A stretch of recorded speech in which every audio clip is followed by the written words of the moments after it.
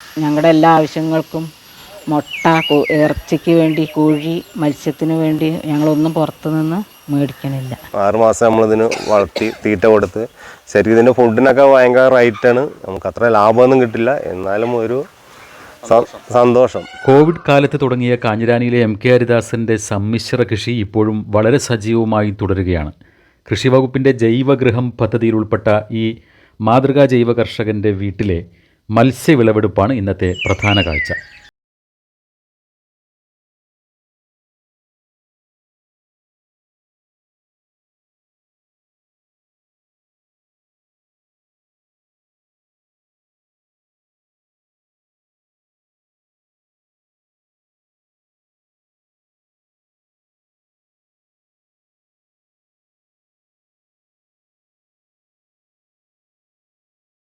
സർക്കാരിൻ്റെ ഫിഷറീസ് വകുപ്പുമായി ബന്ധപ്പെട്ട് എല്ലാത്തരം മത്സ്യങ്ങളെയും വളർത്തി കൃഷി നടത്തുന്നുണ്ട്.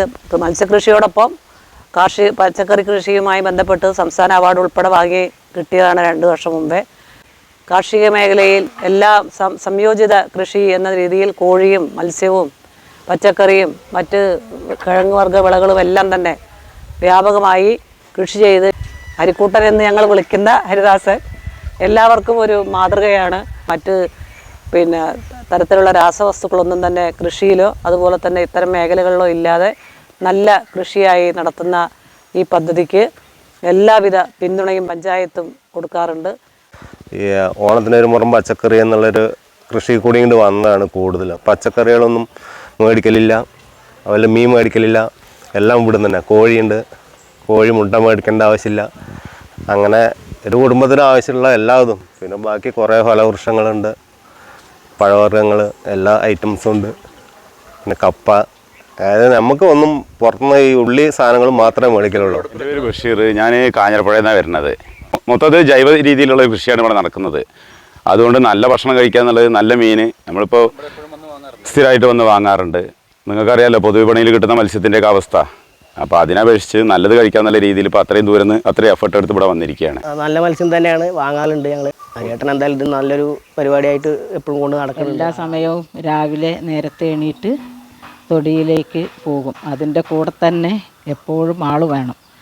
അങ്ങനെ എല്ലാ പണികളും നേരത്തെ എണീച്ച് ഒരുക്കിയതിന് ശേഷം ഞാനും കൂടെ പോകാറുണ്ട്. പിന്നെ എല്ലാ വേണ്ട സഹകരണങ്ങളും ഞങ്ങൾ എക്കോ ഷോപ്പ് വഴി പഞ്ചായത്ത് വഴി ചെയ്തു തരാമെന്ന് പറഞ്ഞതുകൊണ്ട് ഞങ്ങളൊരു മുറം പച്ചക്കറി കൃഷിയിലേക്ക് ഇറങ്ങുകയായിരുന്നു.